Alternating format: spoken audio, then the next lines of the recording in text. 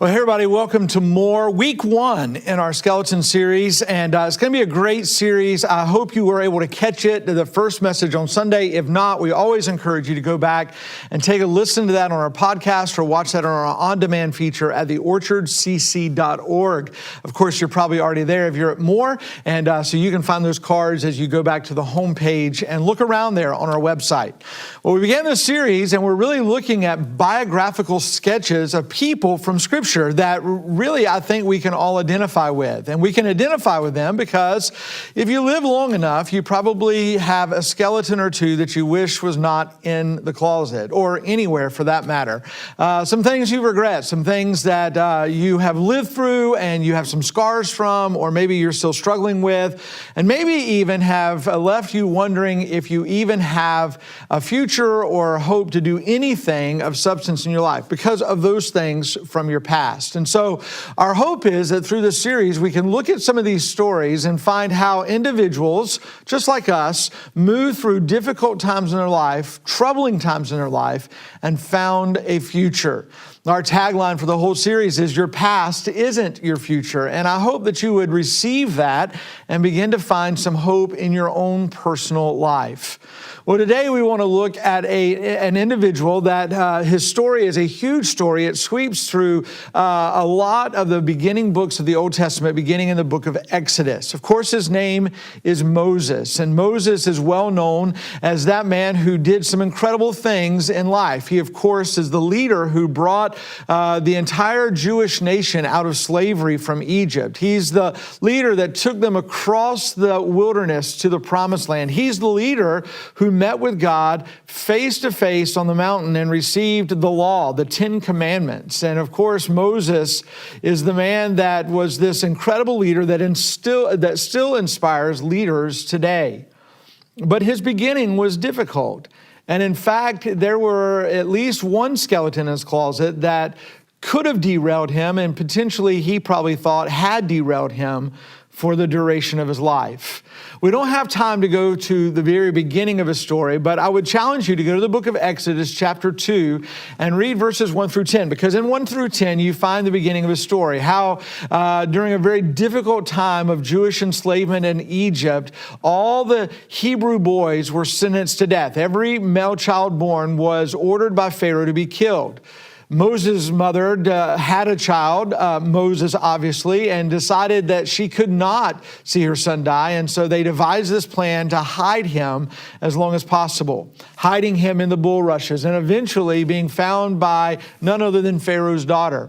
Raised in Pharaoh's court, he became a well-educated man, and many believe, in fact, some notable historians believe that he may have actually been in line to become the next Pharaoh, the Pharaoh of Egypt after his grandfather, and the Pharaoh of Egypt. And so there's a lot of speculation about that. As Moses was wandering around Egypt one day, looking at all the things, all the activities that were taking place there where he lived, he noticed some of his countrymen, Hebrews, making bricks, making the blocks that were building the buildings, the pyramids and other things in Egypt during that time period. And he notes something that catches his attention, that troubles him, and leads him to an action that would change his life. Let's read that together. We find that in the book of Exodus, chapter 2, and we'll pick up Moses' story in verse 11. We won't read a long portion today, but we'll read enough that you can begin to explore and think through the things that took place in this moment of decision in Moses' life. Exodus 2, verse 11. Years later, after Moses has been raised, Moses had grown up. He went out to his own people and observed their forced labor. He saw an Egyptian striking a Hebrew, one of his people. Looking all around and seeing no one, he struck the Egyptian dead and hid him in the sand. The next day he went out and saw two Hebrews fighting. He asked the one in the wrong, "Why are you attacking your neighbor? Who made you a commander and judge over us?" The man replied. Are you planning to kill me as you killed the Egyptian?" Then Moses became afraid and thought, "What I did is certainly known." Verse 15, when Pharaoh heard about this, he tried to kill Moses, But Moses fled from Pharaoh and went to live in the land of Midian and sat down by a well. Well, hard to fail worse than taking another man's life. That's exactly what Moses did. You could argue that he was justified in his act. I mean, he's looking at his countrymen in forced slavery, and he sees this Egyptian taskmaster, this guard, literally whipping or beating this Hebrew. And Moses, in a moment, in a reaction, reacts in rage and beats this Egyptian man to death and then hides his body in the sand. I'm sure Moses initially thought that no one was around and no one saw, and so nothing would be said, except there was one other person there, the man who was being beaten, the Hebrew. And apparently, as we can infer from the story, he went back and told what had happened. Whether Moses was well known or just stood out because of his demeanor and his dress and all of those things, whatever it was, the next day he's back amongst his countrymen and he sees two of them fighting and he challenges them. Why would you be doing this to each other? And they ask the question that reveals his crime. Are you going to beat me like you did the Egyptian? Are you going to kill me like you did the Egyptian yesterday? And fear strikes Moses' heart. He's found out. He's been exposed. And then the worst case scenario, Pharaoh himself is informed that his adopted grandson has killed an Egyptian, and he seeks to kill Moses. And Moses runs for his life. Now, Moses' story is huge. Like I told you at the beginning, it spans so many chapters, but this one act certainly changed everything that had happened up until that moment in his life. And this one act will change the rest of his life. For many of us, something like this, something like taking a man's life is life-altering. In our judicial system, if someone is a murderer, they're caught, and depending on the severity of the crime, they may be put to death, life in prison, or in prison for a longer period of time. But nonetheless, their life is completely changed, and they're marked by that event for the rest of their life.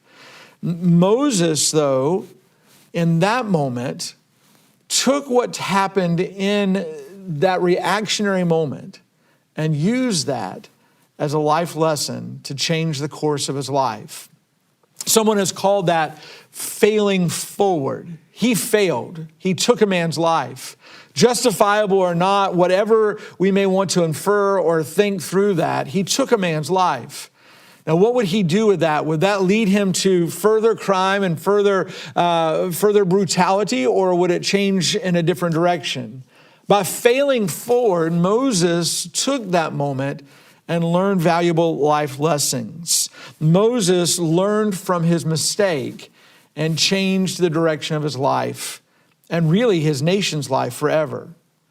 I would suggest that would be or could be the same for us as well. You failed? We all have. Everyone has. But what are you going to do now? Are you going to try to hide that skeleton in your closet, kind of like Moses did in that first day? Or are you going to learn from it and move forward?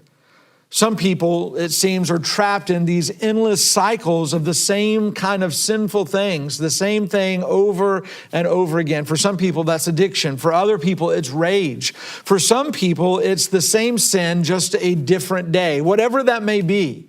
And they find themselves kind of trapped there, repeating over and over and over again the thing that has left them feeling hopeless, without a future, and without knowing what to do to break free, walking that same road, feeling that same shame, feeling that same regret.